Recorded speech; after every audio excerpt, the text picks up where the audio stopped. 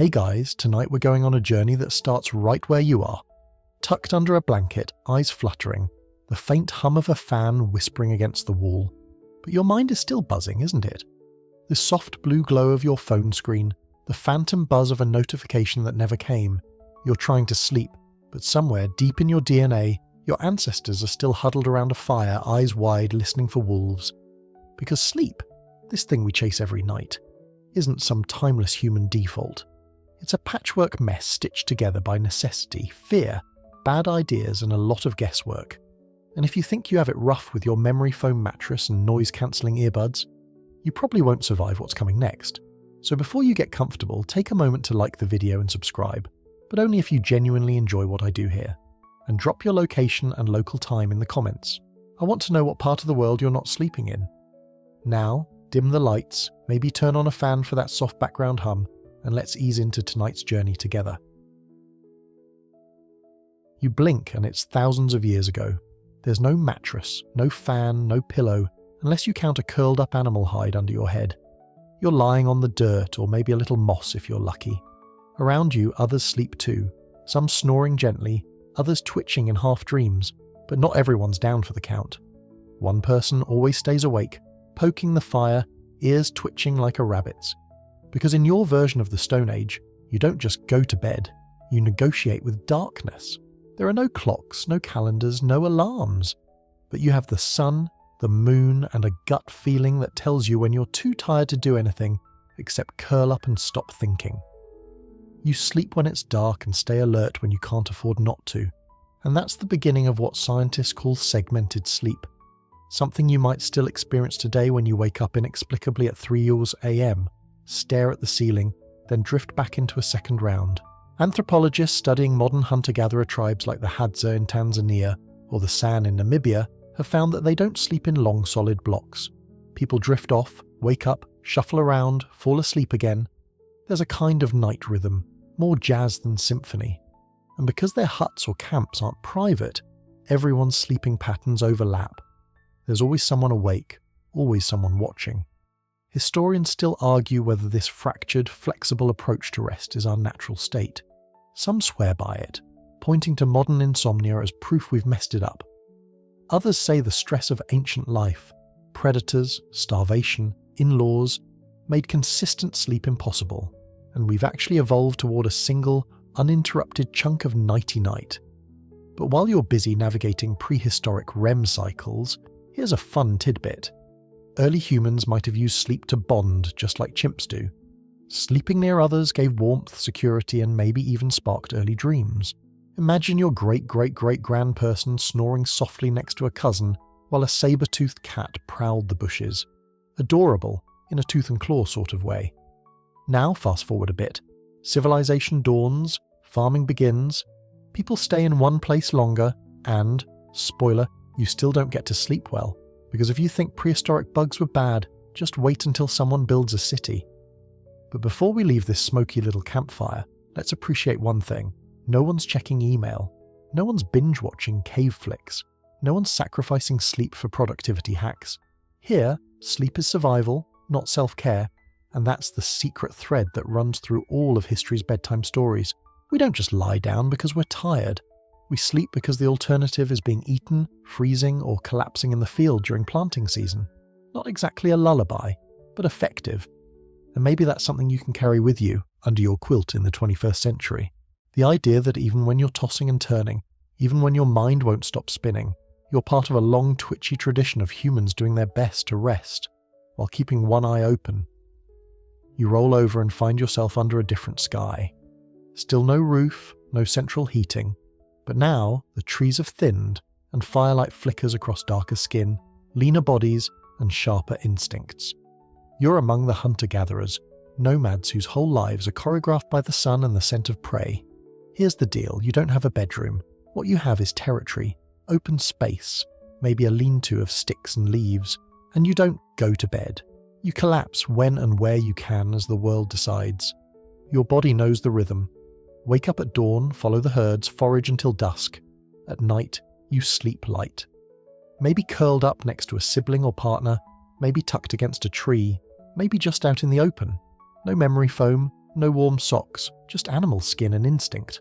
And yet, somehow it works. Modern sleep researchers have studied traditional societies, like the Hadza of East Africa and the Simene of the Amazon, to see what sleep looks like without smartphones and fluorescent lights. And guess what? These folks don't get more sleep than you do. They average 6 to 7 hours a night, just like modern people, but they do it with way fewer pillows. Quirky twist. The Hadza don't even try to sleep all at once. Their nights are staggered. At any given time, someone in the group is awake, tending the fire, checking for predators, maybe just lying there, thinking about that one time they missed a shot at an antelope. It's called sentinel sleep, and yes, it's exactly what it sounds like. One person's light sleep protects everyone else's deep sleep. The group forms a living rotation of drowsy bodyguards.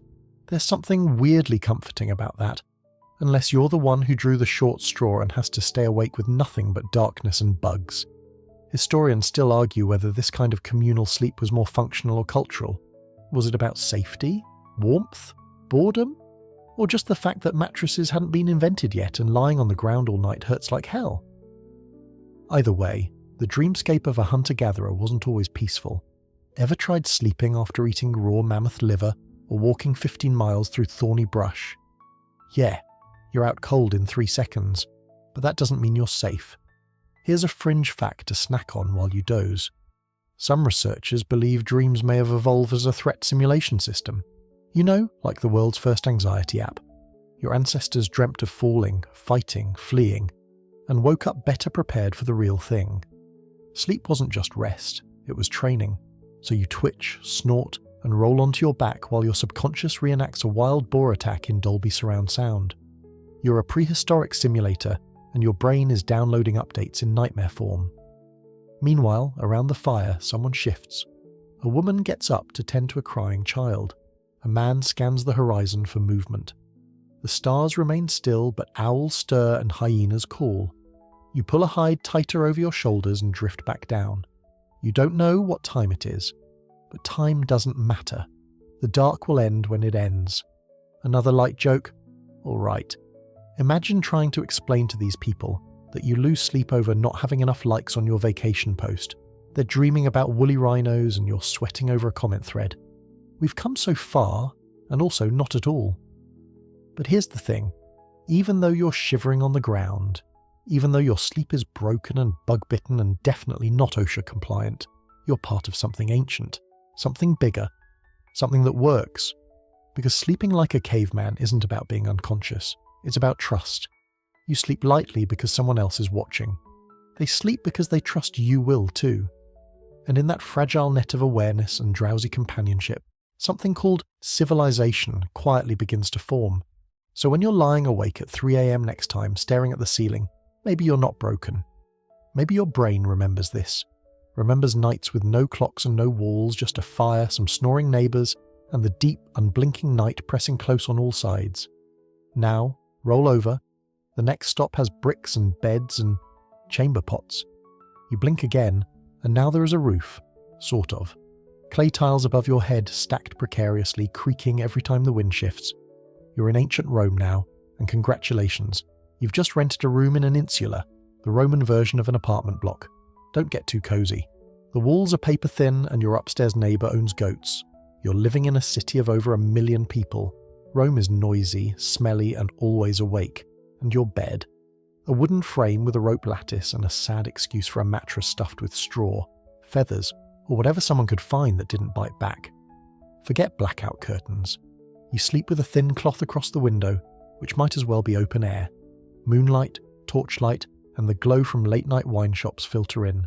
The streets echo with the clip-clop of donkey hooves, the slurred songs of tavern-goers, and the occasional ruckus from a drunken brawl or a startled chicken.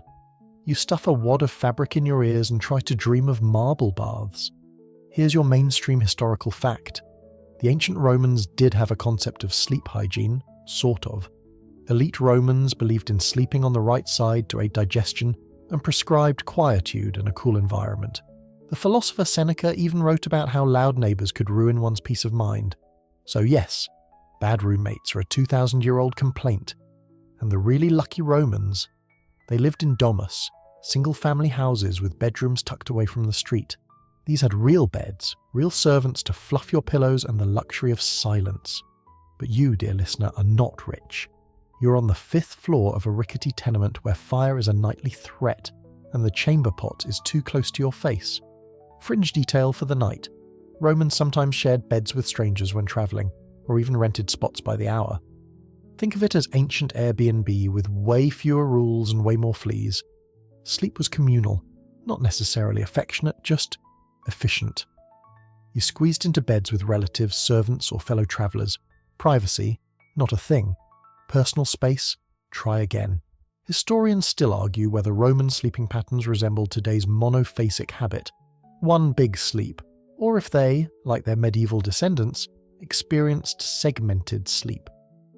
Some Roman texts describe waking in the middle of the night to read, eat, or bathe. Others imply uninterrupted sleep was ideal. The debate flickers like an oil lamp, low light, high ambiguity. And speaking of oil lamps, try sleeping while one flickers in the corner. The shadows play tricks. Your own toga looks suspiciously like a burglar.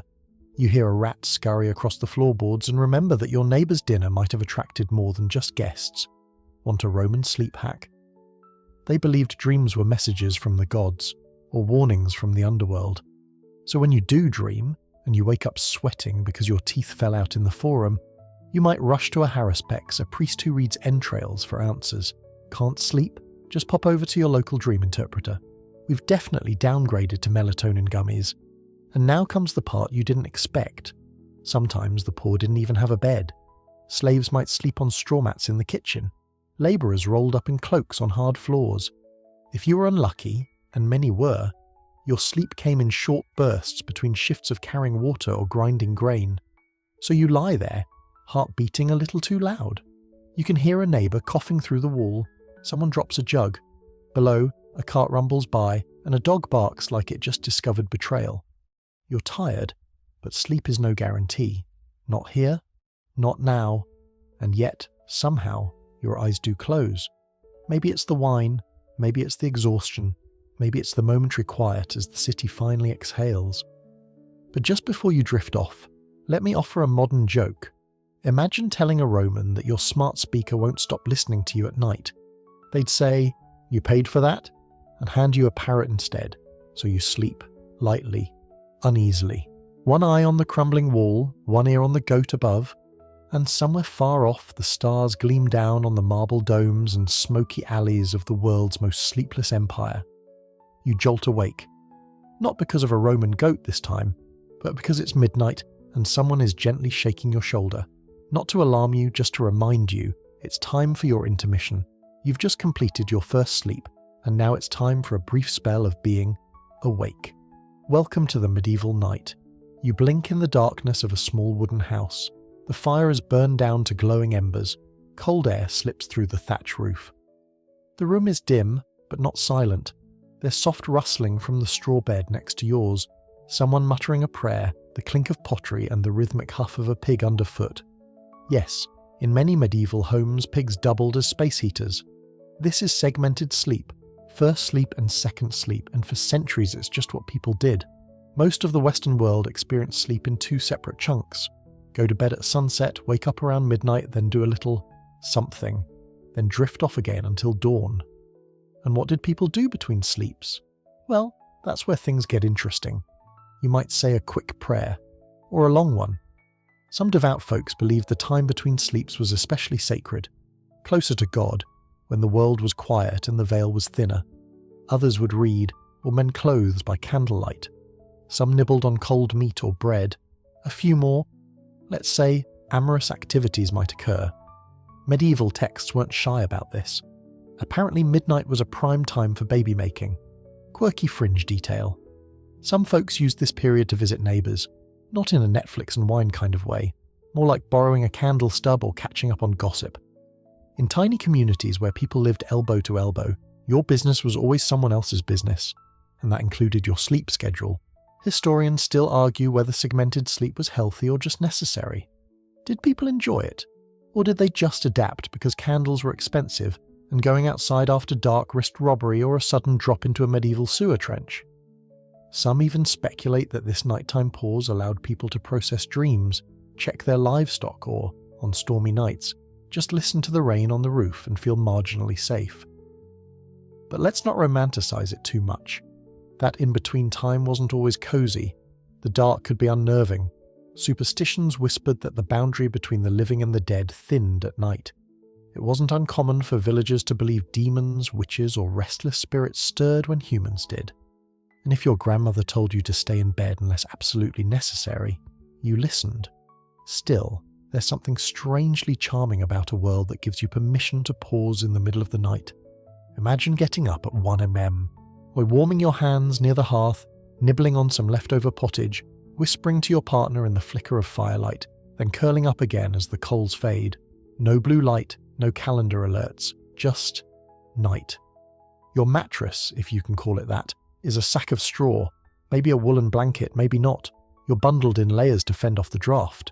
Your siblings are snoring beside you, unless one of them is up relieving themselves in a corner pot. Try not to think about it too hard. And while you lie there, waiting for second sleep to sneak back in, you wonder how you ever thought sleep was simple. A switch you flipped, a task you completed. No, here in the Middle Ages, sleep is more like a conversation with the dark. Sometimes smooth, sometimes cryptic, occasionally interrupted by a priest knocking at the door to collect taxes in sheep. Here's your light joke. Imagine installing a smart light in this cottage. Alexa, turn off the Tor, and boom, you're burned as a witch. Not the most tech-friendly period. Still, somehow you settle again. Your breath slows. The fire sighs low. Second sleep begins. Not with fanfare, just a slow drift as your body remembers it's still tired. This second round is often deeper, the kind of sleep that clutches you hard and pulls you into the dream world. And maybe, just maybe, you dream of a future where people sleep on beds that adjust with a remote, then still complain they're tired. For now, though, the medieval night is still young, and so are its dreams. You're dreaming of feathers and velvet now, not the scratchy kind that poke through your straw bed, but rich, opulent textures, deep crimson, gold thread, the scent of beeswax and old wood. You open your eyes, and congratulations, you've made it to the castle. No, not the fairy tale one. This is a real medieval stronghold, damp and echoing, and you're sleeping like a noble now, which, let's be honest, is mostly about how fancy your bed looks, not how well you actually sleep in it. Your chamber is vast but cold. The hearth roars with logs as thick as your leg, but drafts still sneak through the stone walls. Tapestries hang not just to look impressive, but to block the chill. Your bed, raised on a wooden platform, is big enough to hold 4 people if needed, and it's covered in thick quilts and pelts that might once have been bears, or still are, judging by the smell. The mattress, stuffed with down if you're lucky. But more often, with wool, feathers or horsehair. It's heavy, it creaks, and you absolutely do not flip it yourself. You've got curtains around the bed, and they're not just for privacy. They help trap body heat, turning your bed into a tiny insulated tent. You crawl in and pull them closed like you're sealing off your own private world. And it needs to be private, because the castle is alive. Servants bustle past the door even at night.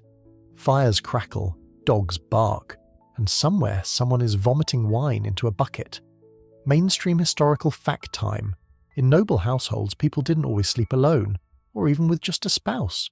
Bed sharing was common. A visiting knight, a trusted servant, even an illegitimate child might curl up beside you. And that's not weird. That's just Tuesday. In fact, beds were so significant in medieval households that they were listed in wills, lavishly described, passed down like heirlooms. Your bed wasn't just a place to sleep. It was a symbol of status. The bigger, the better. The more people you could fit in it, the more impressive you were. It's kind of like posting a photo of your vacation home today, except the home is just the bed. And speaking of visitors, don't be surprised if someone quietly enters your room at night. In some courts, it was normal for counsellors or confidants to drop in for a late-night chat with their lord. Sleep schedules were flexible when politics or plotting was involved. Fringe tidbit. In the 14th century, the Duke of Burgundy reportedly had a clock in his bedchamber that played hymns every hour to remind him of passing time. Nothing says peaceful rest like hourly Gregorian chants in surround sound. Historians still argue whether medieval nobles slept more soundly than peasants.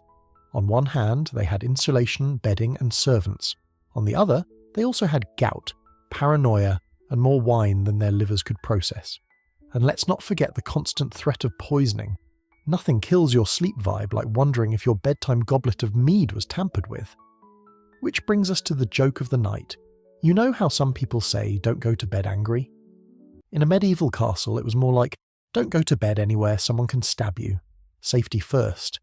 You roll over, buried under layers of fabric so heavy you can barely move. Your chamber is lit by a single candle, its glow bouncing off a gilded cross above the bed. You whisper a prayer, not because you're especially devout, but because sleeping in a castle comes with certain expectations. You're meant to be pious, serene, nobly unconscious. But you're also itchy. Because here's the thing they don't show in medieval movies. Everyone had lice. Nobles bathed more often than peasants, sure, but that still meant maybe once a week. Maybe. And with all the fur and cloth you're wrapped in, let's just say the little critters are living their best lives. So you lie there, scratchy and stiff, trying to drift off. The castle settles, the guards change shifts. Somewhere outside a wolf howls, because of course it does, and you, tucked beneath a bear and beside your cousin's second squire, close your eyes again. It's not exactly comfortable, but it's better than the stables, and the bed curtains do block out most of the draught, and the lice, mostly. Now imagine you've rolled off that gilded castle bed and landed squarely in a much smaller, scratchier and far smokier home. Welcome to peasant sleep. The bed is gone. Actually, the entire concept of a private bed might be gone too. You're in a medieval one-room cottage sharing floor space with your family, the dog, maybe a chicken and a pile of damp firewood. It's winter, the hearth is low, your nose is cold, and you're trying not to think about the pigs snoring behind you. Let's get you settled. Your mattress is a bag of hay or straw, maybe tucked inside some rough fabric if someone had the time to stitch. You lie down in your linen shift, still wearing your cap to keep in heat. And yes, that itching isn't your imagination. There's probably something alive in the bedding. Fleas, mites, or the world's tiniest army of straw-dwelling nightmares. Mainstream historical fact. In most peasant homes, entire families shared the same sleeping space. It wasn't about affection, it was survival. One fire, one room, one place to sleep. Parents, children, even visiting relatives all tucked side by side. The more bodies, the more warmth. You don't complain, you just sleep, if you can. And it's not like your day ended with bedtime. You went to sleep when the sun set because candles were expensive and daylight was precious. You're probably exhausted from working the fields, tending livestock or mending tools. But even now, your sleep isn't guaranteed. The fire needs tending, the baby might cry, the thatch roof might leak, and there's always a chance your neighbour will pound on the door looking for help with a runaway cow. Now, here's a fringe detail that might make your hay-stuffed pillow sit differently. Some peasants believed bad dreams were caused by night hags, malevolent spirits that crept into homes and sat on people's chests as they slept. Sound familiar? Is what we now call sleep paralysis, but back then, it was supernatural harassment. The solution? Sprinkle salt near your bed, or hang iron tools above the doorway, or just hope she visits your neighbour instead. Historians still argue whether peasant sleep was worse than it sounds. Sure, it was cramped, filthy and itchy, but peasants also lived with the natural rhythms of sunrise and sunset. Some suggest they may have had more restful sleep than modern folks, because they weren't binge-watching shows or doom-scrolling at 2 a.m, though they were probably worrying about next season's barley yield. You roll over on the straw, it crackles, there's a sharp poke in your side that might be a twig, or a piece of last year's bread someone dropped. You adjust, you sigh. You try not to inhale too much smoke from the dying fire. Light joke time. Imagine telling your medieval peasant friend that you have a bed that adjusts angles with a remote. They'd look at you blankly and say, "What's a remote?" Then they'd cry about it in the fields. Sleep here is a necessity, not a luxury. It isn't romantic or restful, it's survival. But that doesn't mean peasants didn't value it. Some medieval texts mention folk lullabies, herbal sleep aids like valerian and poppy, and even bedtime prayers whispered over children's heads. And while it's true that peasants sometimes curled up next to animals, don't wrinkle your nose too hard. A warm sheep is still warmer than your sibling. Besides, those animals were essential. Chickens meant eggs, pigs meant bacon, cows meant milk. If sharing your bed meant one less freeze-your-face-off night, you did it gladly. But sleep for the medieval poor also came with risk. Fires could break out, roofs could collapse, raiders could arrive. You went to bed not with a sense of security, but with a shrug. Maybe we'll get through the night. Comfort wasn't the goal, continuation was. So you close your eyes on a bed that smells like hay, next to a brother who kicked you 3 times already, while your mother snores gently a few feet away. The fire dims, the frost thickens outside the door. Somewhere in the dark, a barn owl calls, and sleep, that ever-slippery friend, tiptoes back into your bones. Now stretch, crack your neck, and imagine waking up before the sun, but not because of a rooster. No, this time it's the sound of soft chanting, the cold slap of stone under your feet, and the hollow echo of a bell that always rings too early. Congratulations, you're a medieval monk now, and your sleep schedule just got brutal. You live in a monastery, thick stone walls, wooden beams, a dormitory that smells faintly of wax, damp wool, and humility. The room is long and narrow, rows of simple cots or pallets lined up along the wall, each with a single coarse blanket and a lot of quiet expectations. No privacy, no luxury, just discipline, prayer and repetition.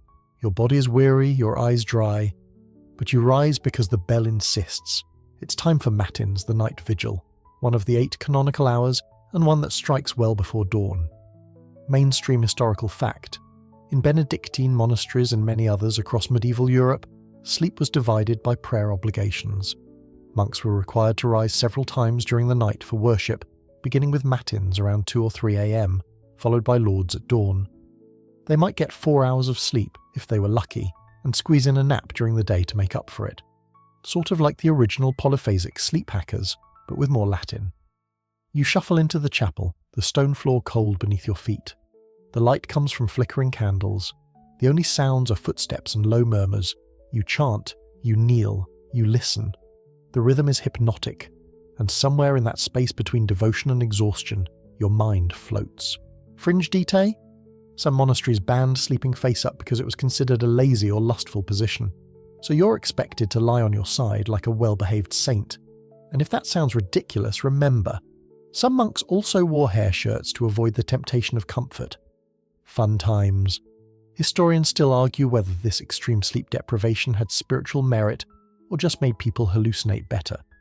Was it enlightenment, or just an elaborate way to become sleep drunk in the name of holiness?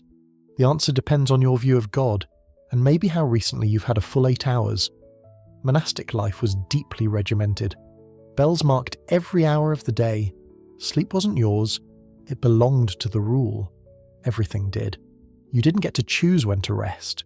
You earned it through obedience, through sacrifice. And yet, there's a strange peace to it. The rhythm of the hours, the comfort of repetition. You're not alone in this. Your brothers rise with you, chant beside you, kneel in the same chill darkness. The schedule may be grueling, but it gives you something most modern sleep lacks: certainty. Light joke. Imagine syncing your Fitbit to this routine. You slept 3 hours, woke to chant psalms, then nodded off during Vespers. Excellent calorie burn. Might just be the original CrossFit. After matins, if you're lucky, you return to your cot for a second rest. It's not deep, not dreamy, but it's allowed, and that's enough. You lie on your side, saintly of course, and stare at the darkened beams overhead. The walls are thick. The world is silent, aside from a mouse scratching in the rafters. Maybe you dream, maybe not. But your thoughts linger somewhere between spiritual purity and the very human desire to just sleep through the night for once. And that tension, that's monastic life in a nutshell. Sacred devotion constantly butting heads with mortal needs. The morning bell will ring again soon. Lauds awaits. And then the work of the day, copying manuscripts, tending gardens, boiling herbs, making ink that smells faintly of fish guts. And through it all, you carry your fatigue like a second robe. But for now, you breathe in the stillness. You're wrapped in wool, surrounded by stone. Somewhere outside, the wind moves through the trees, and here, under this ancient roof, sleep curls around you again, brief, light, but just enough. You're dreaming of candlelight and choir songs when something cold and metal taps your cheek. Your eyes flutter open. You're lying flat on a wooden table. Torches flicker on stone walls. and looming over you is a man in a blood-stained robe smiling gently as he says, "Hold still. You're not in a monastery anymore. You're in a medieval surgery room and you're very much awake. No anesthesia, no sterilized tools, no soothing music. Just a shaky table, a tight leather strap around your chest, and an assistant telling you to bite down on a stick and think of God." Because here's the truth no bedtime story likes to whisper. Before modern medicine, sleep and unconsciousness weren't guaranteed, even during surgery. Let's start with your mainstream historical fact. Up until the 19th century, surgeries were done with no general anesthesia. People were conscious, fully aware, as they had limbs sawn off, abscesses drained, or bladder stones removed. The closest thing to relief, alcohol, opium, or a good thump on the head.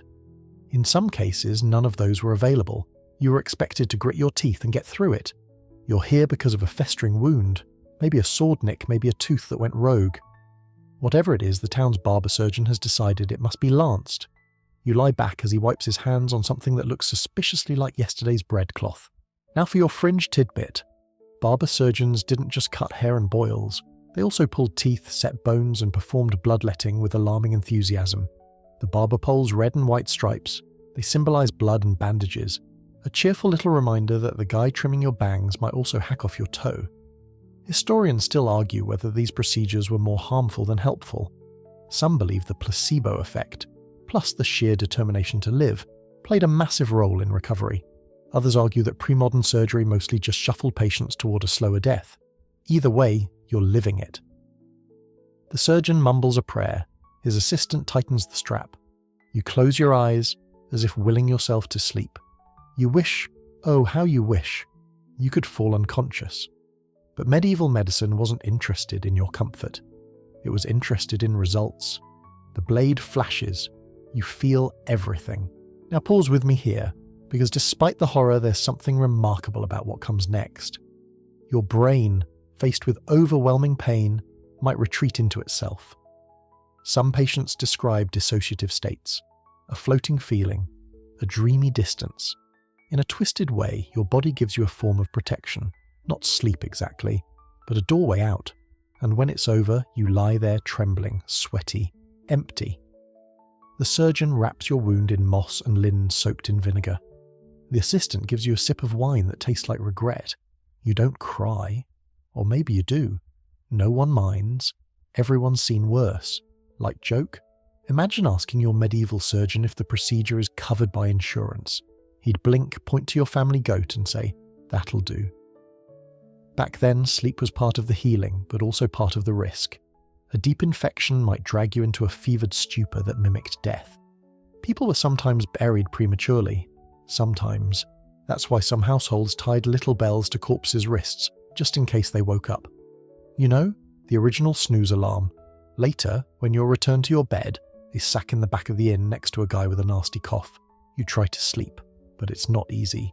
Pain flares with every movement. The wound is hot, your mouth is dry, but you're alive. And in this age, that counts as a win. Eventually, exhaustion pulls you under, not peacefully, not gently, but like a wave of numbness crashing over your pain. You dream of firelight and floating, of chanting monks and clean sheets that don't exist. And somewhere in the haze, you understand why people prayed before surgery. It wasn't just for survival. It was for the hope of sleep, not death, not agony, just sleep.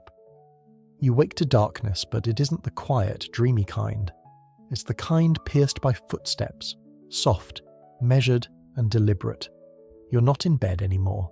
You're walking the streets, lantern in hand, cloak pulled tight, and a wooden staff at your side. You're the night watchman, and it's your job to stay awake while the rest of the town dreams. It's the Middle Ages again, but this time you're outside the home, pacing cobbled lanes that twist through crooked timber-framed houses. The torchlight dances on wet stone. You hear the slosh of the river in the distance, the occasional creak of shutters, a cough behind a wall. But mostly it's just you and the silence. Here's your mainstream historical fact. Night watchmen were common in medieval and early modern towns across Europe. Their job? Roam the streets from dusk until dawn, looking out for thieves, fires, brawls, or supernatural mischief. Armed with nothing but a lantern and a stick, they were the city's human security system, and not especially well paid for it. You call the hour, It's part of the job. 3 of the clock, and all is well. Except it might not be. Fires start easily when half the town is made of wood and everyone insists on using candles to light their bedpans. Rats scurry across gutters. You pass doorways where beggars sleep curled in rags. In this world, sleep happens wherever you can find it, and often where you shouldn't. And that brings us to a curious fringe detail. Some towns required night watchmen to sniff for smoke, literally. Not just look for it, but smell it, walk to the source, and knock until someone responded. If the house caught fire after that, well, at least you tried. Historians still argue how effective these watchmen really were. Some see them as heroic public servants, guardians of the sleeping poor. Others suggest they were sleepy, undertrained, and usually a few mugs into the night's ale supply. Honestly, it's probably both. You walk on. The sky remains stubbornly dark. Somewhere in the distance a dog barks, followed by a hiss and the rattle of a shutter. You approach slowly, stick in hand, only to find 2 lovers whispering in an alley. You cough loudly, they scatter, you shake your head. Another night, another scandal avoided. There's no bed waiting for you, no comfy chair. You walk hour after hour until dawn's first smear of light creeps over the rooftops. Then you hand off the lantern to the morning shift, stretch your aching shoulders, and wander toward the town inn to catch a few precious hours of sleep. And here comes the light joke. You know how modern workers get wellness programs, ergonomic chairs and oat milk in the break room? You got a wooden club, 2 copper coins and a hearty "don't get stabbed tonight." But somehow you don't mind. There's something eerie but sacred about these hours. You're the only one truly awake, the only soul beneath the stars who knows what the city looks like while everyone else is dreaming. The stillness has weight, and your footsteps are part of its rhythm. Eventually you curl up in a corner of the watchhouse, cloak over your head, boots still on. It's not glamorous, and you'll wake stiff and sore, but for now, your duty is done. The rest of the town stirs, stretching in warm beds, while you finally let your eyes close. And just as sleep overtakes you, you whisper to no one, 4 of the clock, and all is well. You're asleep, but it doesn't feel restful. Your limbs are frozen, your chest is heavy, and there's a weight pressing you down, cold and immovable, as if something invisible is crouched right on top of you. You try to scream, but your mouth won't open. Your eyes flick wildly, but you can't move. The room feels wrong, and then you wake. Congratulations. You've just had a classic case of sleep paralysis, and in the medieval world you'd probably blame it on a demon. Across Europe, Asia, and pretty much anywhere humans have dared to close their eyes, people have experienced this terrifying half-sleep state. But before we called it by its modern name, people had other explanations, usually supernatural, often horrifying. Let's start with your mainstream historical fact. During the Middle Ages, sleep paralysis was widely believed to be the work of malevolent forces. In Western Europe, people spoke of the incubus, a demonic male spirit who sat on sleepers' chests and suffocated them, often with a side of uninvited intimacy. His female counterpart, the succubus, was no less unsettling. These weren't just metaphors, people feared them. They wrote prayers, wore amulets, and slept with iron under the pillow. The weight on your chest, that wasn't your nervous system misfiring. It was a sign you'd been visited. And it wasn't just Europe. In Scandinavia, they had the mare, a malicious entity who crept into rooms and rode sleeping people. This is actually where the word nightmare comes from. Not just a bad dream, but a literal night demon. In Japan, it was the kanashibari, a spirit that paralyzed the sleeping. In Newfoundland, you might be hag-ridden. The world was full of names for the same shadow, fringe tidbit. Some medieval folk believed you could avoid night demons by sleeping on your side, facing the wall with a broom near the bed. Yes, a broom. Because apparently demons hate chores. Historians still argue whether sleep paralysis incidents inspired these myths, or if the myths shaped how people experienced the paralysis. Was it a terrifying biological glitch later explained through folklore? Or was it cultural fear so powerful it crept into your nervous system and messed with your dreams? You lie there, trying to fall back asleep, but now you're paranoid. Every creak of the floorboards feels like a clawed footstep. You pull the blanket tighter, your candle's flame wobbles. You remember your grandmother's warning, never sleep with your feet uncovered. It invites the spirits in. And the worst part, You can't exactly talk about it. In some places, speaking openly about night demons was seen as inviting them back. In others, it marked you as someone cursed, or worse, as a witch. Speaking of which, witchcraft and sleep had a very tangled relationship. Dreams were seen as messages from the divine or the devil, falling into unnatural sleep, possibly sorcery. And if someone else claimed you caused their nightmares, let's just say your odds of being dunked in a river were about to increase. Now, for your nightly joke, imagine explaining modern sleep paralysis to your medieval village doctor. It's a neurological phenomenon resulting from REM atonia and premature cortical activation. He nods gravely, burns some sage, and charges you a chicken. Still, there's something hauntingly poetic about these old fears, the way the body betrays the mind, the way night steals your voice, and the ancient impulse to make sense of it, to give the terror a name, a shape, a story. So you lie back down, on your side of course, facing the wall, broom nearby. You whisper a quiet charm, not because you believe in it, but because, well, maybe just a little. The fire flickers lower, the shadows grow long. You exhale slowly and close your eyes again, daring sleep to come, this time without visitors.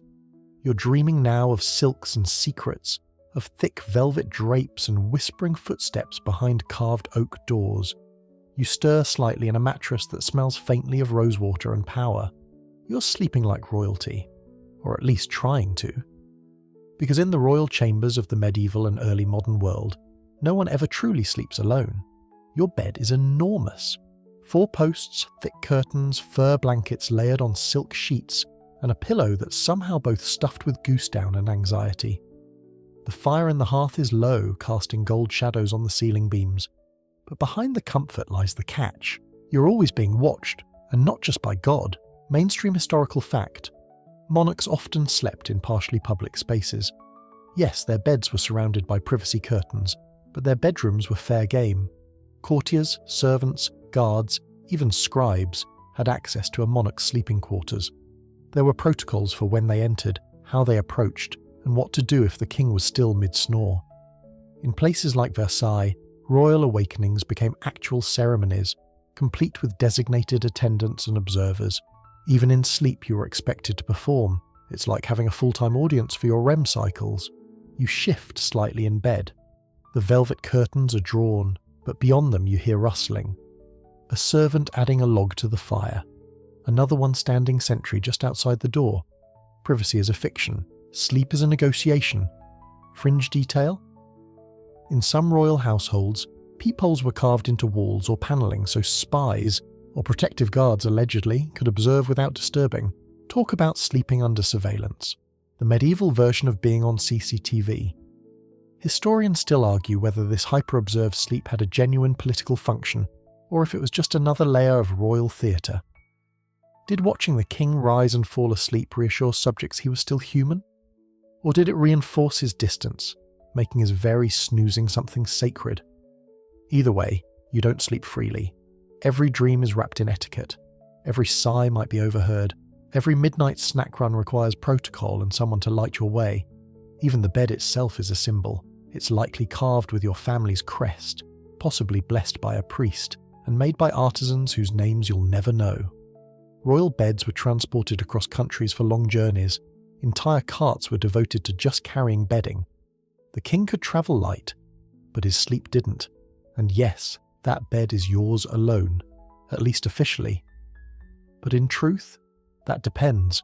A queen might share the bed or not, concubines and mistresses on occasion, or perhaps no one at all. Royal loneliness is its own tradition. Now for a light joke. Imagine giving a medieval king a sleep tracker app. Your Majesty, your heart rate was elevated after dream number 3. Might have been the poison paranoia again. Bonus feature, real-time backstabbing alerts. But sleep, even for kings, had its dangers. There were stories of assassins slipping into royal chambers at night, often disguised as servants. Poisoned candles, tampered wine, and even whispers of cursed pillows. Which is why many kings slept with a dagger under the mattress, and a taster on call. Tonight, you're not poisoned, just restless. The fire crackles. Your silk nightshirt bunches oddly under your shoulder. Somewhere, a lute plays faintly down the corridor, You roll over and pull the blanket higher. Outside your bed curtains, a servant coughs. Another whispers. A message is passed to someone in the hallway. Politics, like a never-ending night, flows on while you pretend to rest. And that's the irony, isn't it? You sleep in a palace, but you can't shake the feeling that the real power moves happen when your eyes are closed. Maybe that's why you never truly let yourself drift too far. Still, eventually exhaustion wins. You sink into the mattress. The silk cools beneath your skin. The curtains block out the worst of the candlelight, and for a few brief hours, you forget the weight of your crown. Now roll over and feel the ground harden beneath you. The velvet vanishes. The mattress evaporates. You're suddenly on a tatami mat, in a room that smells faintly of sandalwood, ink, and oiled wood beams. Paper walls rustle in the breeze. Welcome to feudal Japan, where sleeping isn't about comfort, but discipline. You're a samurai, or at least someone close enough to one that you're expected to sleep lightly, wake instantly, and never ever let your guard down. There is no luxury here, only order. Your bed?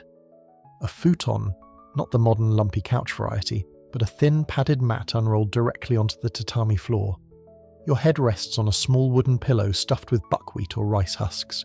It's about as soft as a pile of books, but you don't complain. You don't even think about it. You just lie still, calm, ready. Mainstream historical fact: samurai and other high-ranking individuals in feudal Japan often slept with their swords within arm's reach. Some even positioned themselves so that they could draw and strike in a single motion if disturbed. It wasn't just paranoia, it was expected. But this wasn't unique to samurai. Ordinary people too followed rituals around sleep. Night was sacred, structured, and observed with respect. Cleanliness mattered, positioning mattered. You didn't just collapse into bed, you folded into it like a closing fan. Here's your quirky fringe detail. In Edo period households, nighttime sounds were considered important omens. People believed the creaking of wood or distant dogs howling might signal a spirit, a death, or an impending visitor. Some even kept small bells or charms near the bed to ward off wandering ghosts, especially those of ancestors who weren't finished with their family business. Historians still argue how literal this fear of spirits really was. Were they metaphorical, spiritual metaphors for guilt and unrest? Or did people truly believe that if you slept in the wrong direction, a ghost might reach through the walls and whisper in your dreams? Regardless, sleep in feudal Japan was rarely careless. You lie on your side, arms tucked, breath slow. Your household is quiet, almost too quiet. You hear the soft drip of water in the courtyard, the rustle of a pine tree outside, maybe a distant temple bell tolling midnight. And if you're travelling, good luck. Inns were communal, much like in medieval Europe. You'd rent a space on the floor in a shared room, slide open the paper screen, and step over a row of strangers to reach your spot. There were no walls, no real privacy, just everyone, arranged like dominoes in sleep formation. Still, there's beauty in the ritual. Before bed, you may have lit incense or written a short poem. Many people kept diaries or calligraphy books by their futons to capture fleeting thoughts in the stillness of night. Sleep was a bridge to clarity, not escape, but reflection. Here's your joke before you drift too far. Imagine introducing a samurai to your weighted blanket. It's designed to calm your nervous system, you say. He stares blankly and replies, I sleep next to a sword. Eventually your muscles soften. You're allowed to rest, but never too deeply, never all the way. Even dreams are watched, because feudal Japanese culture valued awareness, even in sleep. The ability to rise swiftly, to maintain posture, to sleep without snoring or sprawling. These weren't just habits. They were reflections of your soul's discipline. So you dream, but lightly. You feel the floor beneath you, the thin blanket across your legs, the chill of night air seeping through paper walls. You know your sword is there, close, gleaming in its scabbard beside the lamp, and if something stirs, you're ready. Your eyes open slowly. You don't remember moving, but now you're somewhere else entirely. A quiet chamber lit by oil lamps, a heavy sense of unease in the air. Someone nearby is whispering prayers, not because you're sick, not because it's bedtime, but because you've just described a dream, and in this place, that might be enough to get you killed. Welcome to the world where dreams are dangerous. In many historical cultures, dreams were not seen as random flickers of memory or subconscious sorting. They were messages, divine, prophetic, ominous, and in some cases, criminal. Your mainstream historical fact. Throughout history, dreams were often interpreted as signs from gods, ancestors, or the cosmos. In ancient Mesopotamia, trained dream interpreters served kings and tracked patterns in tablets. In medieval Christian Europe, clergy taught that dreams could come from three sources: God, demons, or indigestion. So if you dreamed of a fire consuming your house, was it a warning from above, or a sign that you're harboring heresy? Was the black dog in your sleep a literal demon? Or did you just eat bad fish? Here's the chilling part. People have been punished, sometimes executed based on the content of their dreams. In ancient Egypt, dreaming of the pharaoh's death was enough to land you in prison. In Inquisition-era Europe, dreams featuring forbidden knowledge or demonic entities could be interpreted as proof of sin, or worse, a pact with the devil. Historians still argue whether people truly believed in the divine origin of dreams, or whether authorities used dream interpretation as a convenient tool of control. Was it sincere spirituality, or just medieval thought policing disguised as theology? Either way, you keep your dream journal hidden. Now here's your fringe tidbit. In 14th century England, a nobleman once reportedly confessed that he planned a revolt based on visions seen in dreams he believed were sent by God. His confession made it into court records. Unfortunately, so did his eventual beheading. But it wasn't all fear and punishment. Dreams were also celebrated, especially when they aligned with social or religious values. Joan of Arc claimed her visions came in dreams. Several kings believed they were visited by angels in their sleep, though notably, those dreams usually occurred after their worst decisions. In many households, especially in rural areas, dreams were shared aloud over breakfast. It was common to consult a local wise woman or priest if the imagery was especially vivid. Flocks of birds, teeth falling out, people rising from graves. Everyone had a theory. Everyone knew someone who once dreamed of a wolf and then broke their leg the next day. Light joke? Imagine taking your modern dream to a medieval interpreter. So I was naked at work and my teeth fell out while riding a flying pickle. They'd anoint you with oil and demand you burn your mattress. Yet even in the fear, there was fascination. People longed to decode their dreams, not just for prophecy, but for meaning. Why did you dream of fire, of rain, of your dead grandmother scolding you in Latin? Were you being punished or prepared? You curl up under a thin blanket, careful to lie still. You've trained yourself not to talk in your sleep. Too dangerous. The wind howls through the shutters. You hear the creak of someone pacing upstairs. Maybe a dream has woken them too. Eventually sleep finds you again. And this time, your dream is quiet. A river, a rowboat, no monsters, no fire. But even that will need explaining in the morning. You wake to the smell of ink, melted wax, and, oddly, coffee. You're no longer in the age of swords and saints. You're somewhere lighter, brighter, and much more caffeinated. The Renaissance has dawned, and with it comes candlelit reading binges, sleep-deprived artists, and the slow, delicious rise of insomnia as a lifestyle choice. You're in a city now, maybe Florence, maybe Paris. Outside your window, horses clatter over cobblestones, and the sky's glowing with dawn and soot in equal measure. But inside, your room is aglow with flickering candlelight. You never actually went to bed. You just transitioned from painting to thinking to pacing to sort of dozing in your chair. Because here in the Renaissance, sleep isn't sacred anymore. It's something to be conquered. Let's start with your mainstream historical fact. The invention of artificial lighting began to change the way people slept. With oil lamps, candles, and eventually gas lamps, night was no longer a wall, it was a hallway. You didn't have to stop living just because the sun went down.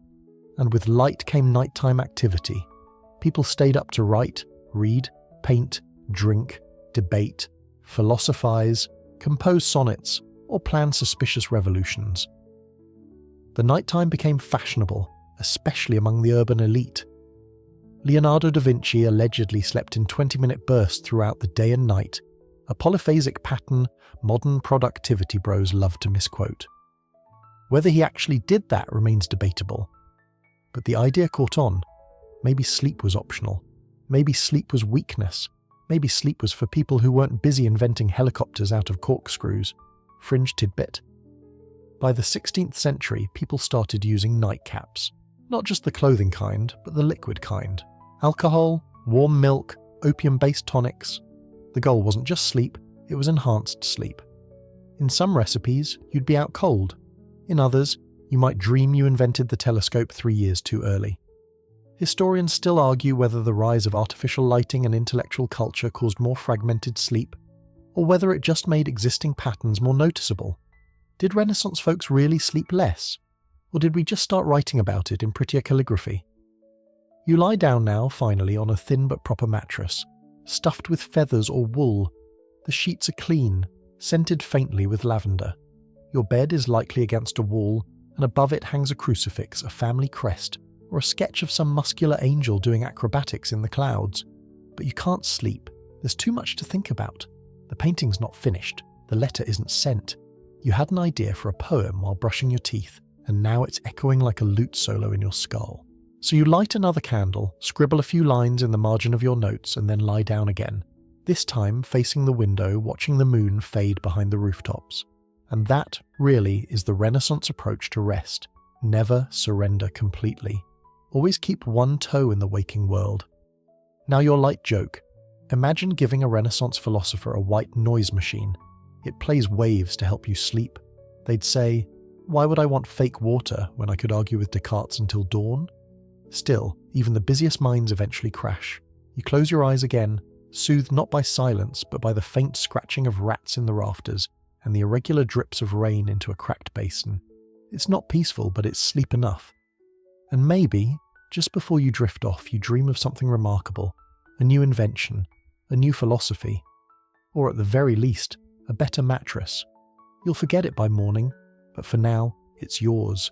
Your dream shifts again, like a lantern flickering in wind. You're still in the Renaissance, but now the room smells like boiled herbs and questionable hygiene. A figure looms over you, not with a sword or brush, but a bag of onions and an open jar of something slimy. Welcome to your consultation with the sleep doctor, circa 1600. You lie back in a modest bed, head propped up on a hard pillow, as the doctor leans in and asks the crucial question, when did you last eat eel? Because sleep medicine back then was a chaotic stew of humours, superstition, and best guesses, and none of it made bedtime easier. Let's ground you with the mainstream historical fact. For centuries, European physicians based their understanding of sleep on Galenic medicine, a theory that the body contained 4 humours, blood, phlegm, black bile, yellow bile, that needed to stay balanced. If you couldn't sleep, it wasn't your stress levels or caffeine, it was probably your spleen, or liver, or too much wind in your head. The solution? A bit of lettuce, known for its cooling properties, or a poultice made of mashed poppy seeds and vinegar applied directly to your temples. Or, you guessed it, a light bloodletting before bed. Nothing says sweet dreams like bleeding into a bucket by candlelight. Fringe tidbit. Some early doctors believed dreams were caused by vapours rising from the stomach into the brain. So eating beans late at night. A recipe for demonic hallucinations. This also explains the popularity of mild suppers. Heavy food meant heavy dreams. You weren't just avoiding indigestion, you were fending off a psychic ambush. Historians still argue whether Galenic sleep treatments helped or harmed. Some of the remedies had a calming effect, lavender baths for instance. Others, like forcing patients to sleep upright for days to realign their internal vapours, probably didn't do much except make them extremely grumpy. You shift in your bed as your 17th century physician rummages through his case. He offers you a draught of diacodium, a syrup made from poppies and spices. It's a milder cousin of laudanum and might actually work, though you risk dependency, not that anyone's tracking that yet. If you're wealthy, your bedroom is warm, with thick curtains and embroidered sheets. If you're poor, you're in a straw-stuffed bunk, hoping the neighbour's cough doesn't turn into something medievally terminal. Still, sleep matters now more than ever. With cities growing, clocks ticking, and people working longer hours, sleep becomes a medical concern, not just a mystery. Doctors write treatises on it. Philosophers debate it. Poets romanticize it. Sleep is no longer just something that happens, it's something to manage. And you? You're caught right in the middle of that transformation. Tonight your doctor recommends warm ale before bed, a foot bath with sage, and, his crowning advice, no reading after sunset. Too much mental stimulation, he warns, will stir your bile. You nod solemnly and absolutely ignore him the moment he leaves, cracking open that dog-eared manuscript of the Divine Comedy one more time. Like joke of the night, try handing your medieval doctor a bottle of melatonin gummies. He'd probably accuse you of witchcraft, or worse, claim it's a powerful cure for hiccups and apply it to someone's ankle. Eventually your eyes get heavy. Whether it's the herbs, the hot wine, or just the weight of the day, you start to drift. The candle burns low, the room settles, and somewhere between the vapour of boiled onions and a quote from Aristotle echoing in your head, you slide into sleep. Not science, not magic, just sleep. And for once, the doctor doesn't wake you to check your pulse. You wake up screaming, or at least gasping, heart hammering, palms slick with sweat. You don't know where you are, and for a moment neither does your body. There's blood, a lot of it. Your leg is on fire, men are shouting, someone's crying. And you're lying flat, held down, as a man with a hacksaw approaches. Welcome back to medieval surgery. This time you're not just in the room, you're the main event. Unlike your earlier encounter with the barber surgeon, this is far more serious. You've got a crushed leg, or a gangrenous arm, maybe a wound festering from battle or a farm accident. The diagnosis is simple: cut it off or you die, and once again, you're wide awake. Mainstream historical fact: before the mid-1800s, surgery was almost always performed without anaesthesia. Ether and chloroform were barely whispers in the wind, and nitrous oxide, laughing gas, was still a sideshow attraction. So you got a belt to bite down on, a strong man to hold your torso, and the closest thing to anaesthesia, speed. Surgery was a race. A skilled surgeon could amputate a leg in under 2 minutes. The faster he worked, the less time you had to bleed to death, or thrash so hard you snapped your own neck. This brings us to your fringe tidbit. Some surgeons were so famous for their speed that crowds came to watch them perform. One London surgeon, Robert Liston, once completed an amputation in under 30 seconds. Legend says he worked so fast he accidentally sliced through his assistant's fingers and cut the coat of an observer, who later died of shock. 3 casualties, 1 surgery, a 300% mortality rate. Historians still argue whether the pain of pre-anaesthetic surgery caused long-term trauma, or whether the sheer relief of surviving washed it all away.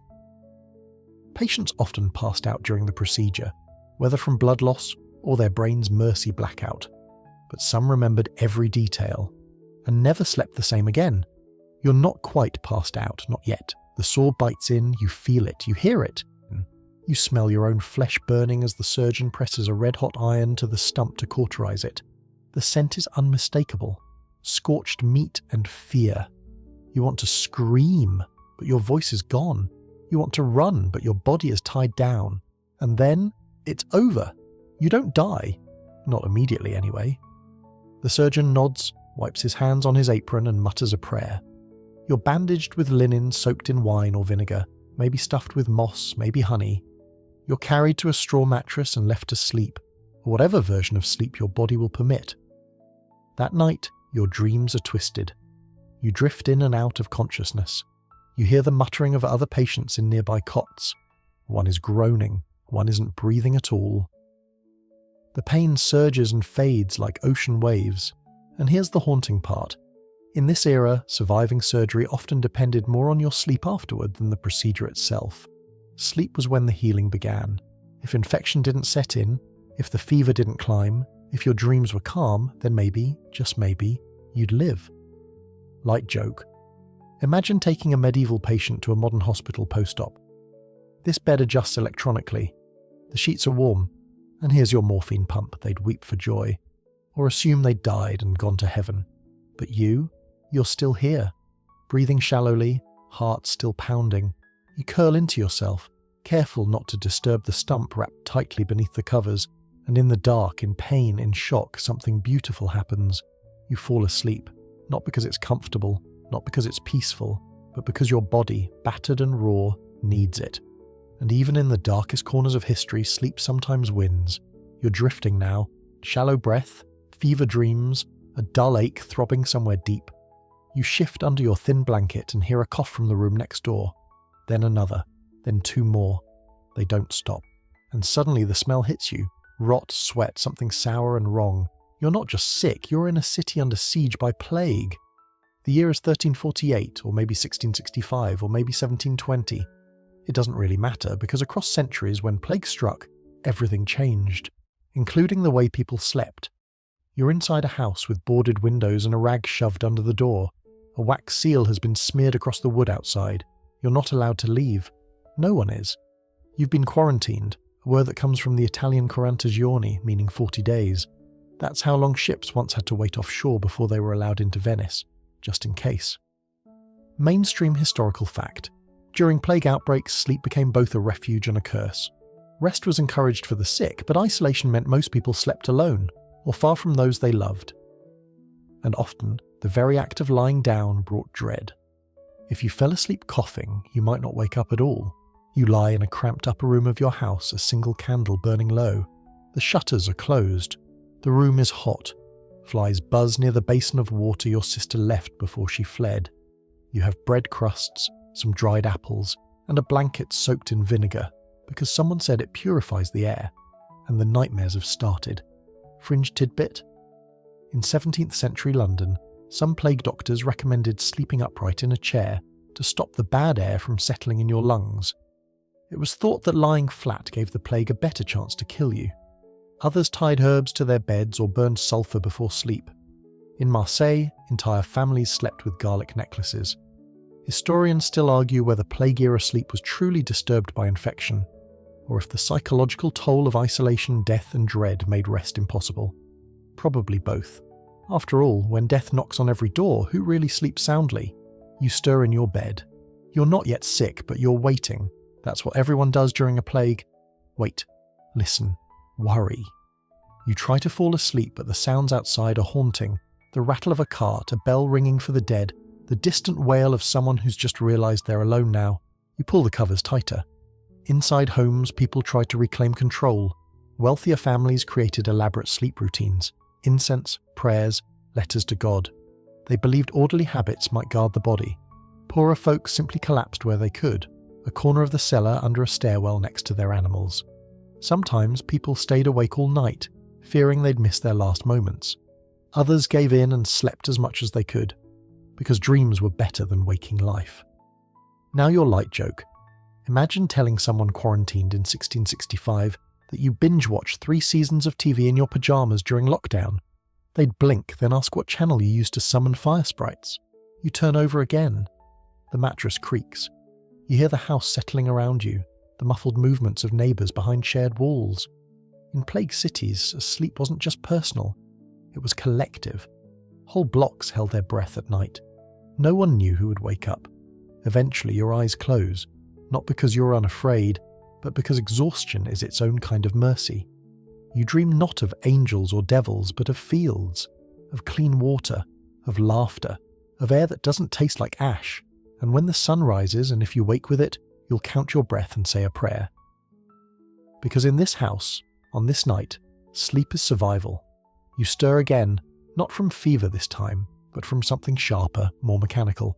A clang, a whistle, a metallic hum rolling across brick and soot. The air smells like coal, and the sun is already high. You've overslept, and now you're late. For work, for life, for everything, because the industrial age doesn't care how tired you are. Welcome to the 19th century, where sleep is no longer just personal, it's a productivity problem. You scramble out of bed. It's a narrow iron frame in a narrow room inside a narrow building packed with other tired bodies. You're in a boarding house, or maybe a mill dormitory. You live close to the factory where you work 12 hours a day, 6 days a week. You don't sleep because you're tired, you sleep because there's no time not to. Mainstream historical fact: industrialization radically changed human sleep schedules. For the first time in history, time was measured not by sunlight or seasons, but by clocks. Cold, impersonal, relentless clocks mounted in factories and town squares. Shift work meant waking up before dawn and working until nightfall, or working all night while others slept. Sleep became commodified. A good worker didn't just show up on time. They managed their sleep to be productive. Oversleeping wasn't just lazy, it was unpatriotic, inefficient, and fireable. And so, the great shortening began. Before this, most people slept in 2 shifts, with a wakeful intermission in between.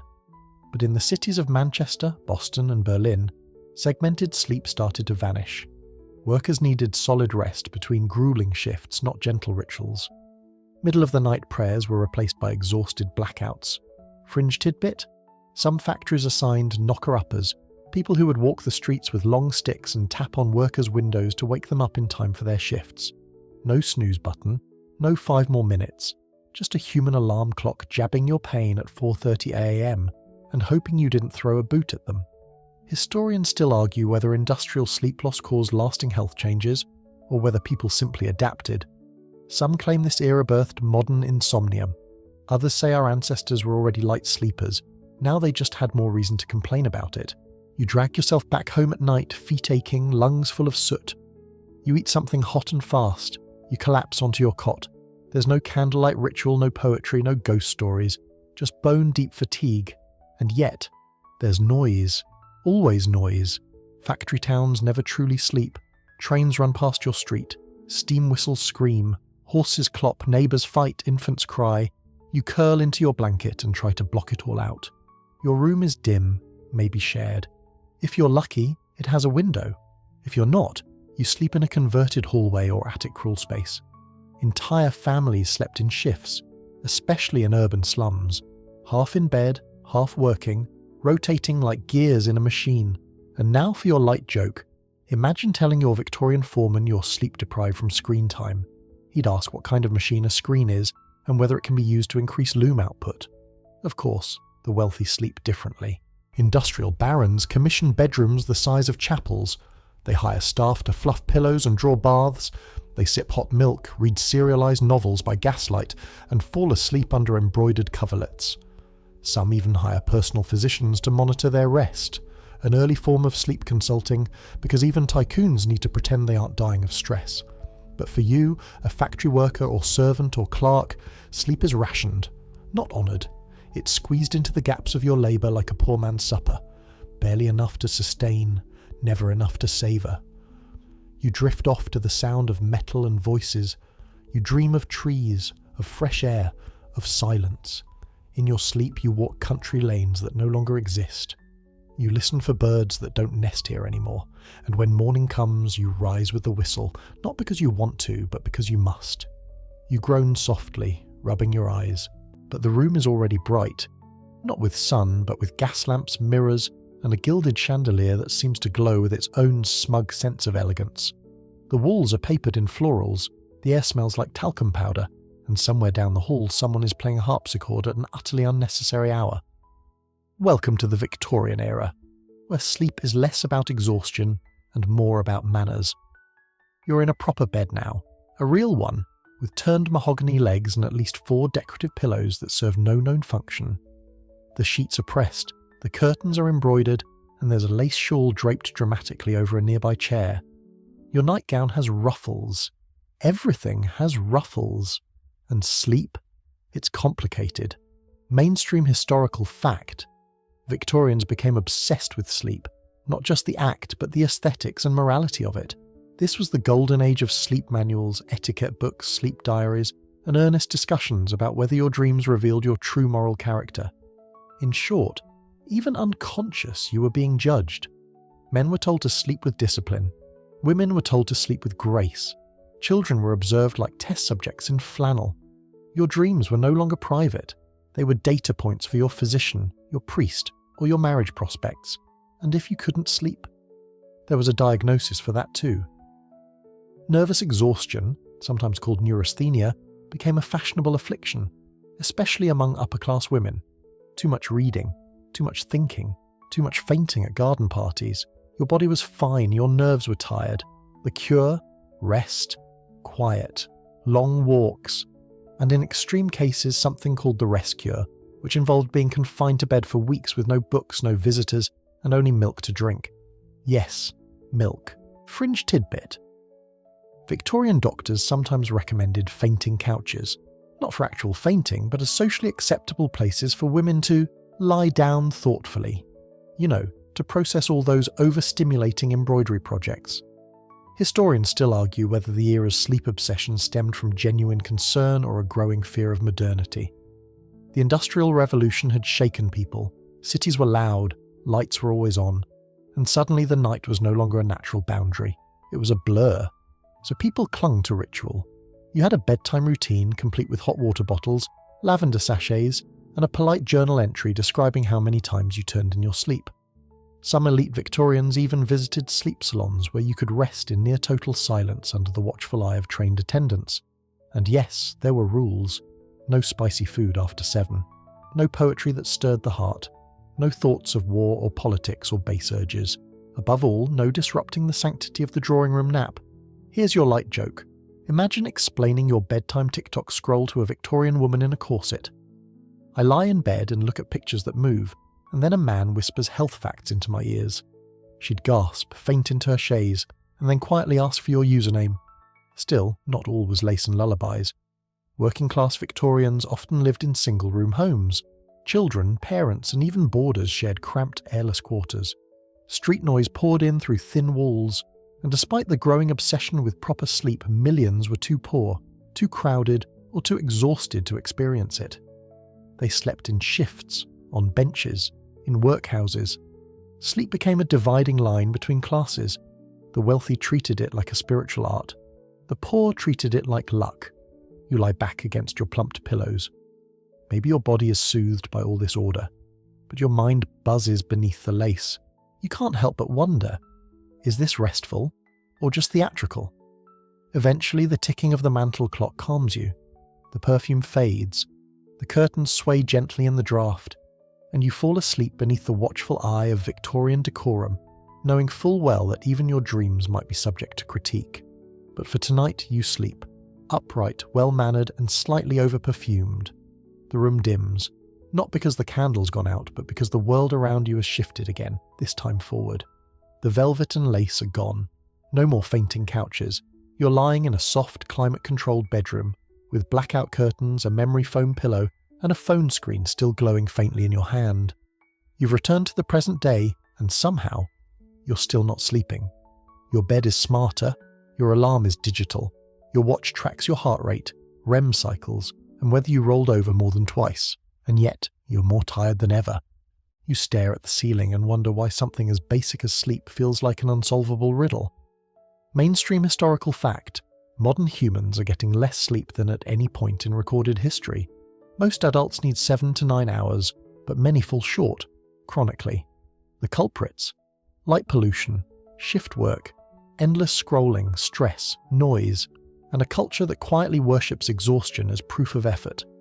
We're the only species that willingly deprives itself of sleep. Lions sleep 18 hours a day and feel no guilt. But you? You feel lazy if you sleep in. We've taken something essential and turned it into a productivity metric. You sleep with apps now. You journal your dreams into spreadsheets. You buy sound machines that imitate forests you'll never visit. You drink herbal teas with names like Dream Whisper, and then check emails while sipping them. And it's not just insomnia, it's sleep anxiety. Lying in bed, stressing about not being asleep. You perform sleep. You prepare for it like a ceremony. You stage the lighting, time your melatonin, and then wait, staring at the ceiling, wide-eyed.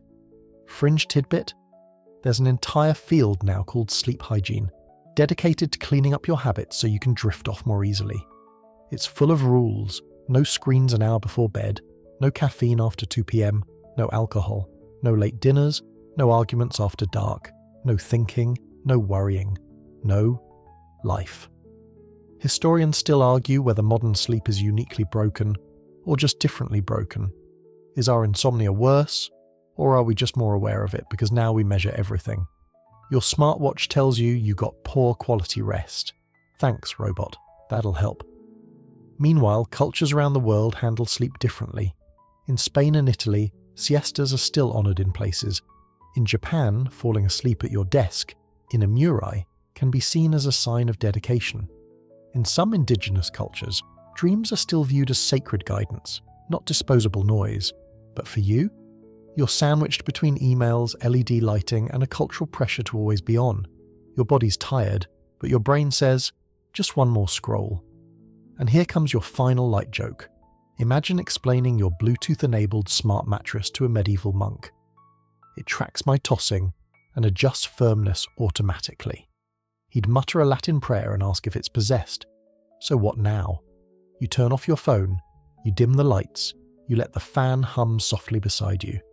And maybe, just maybe, you remember all those other sleepers across history.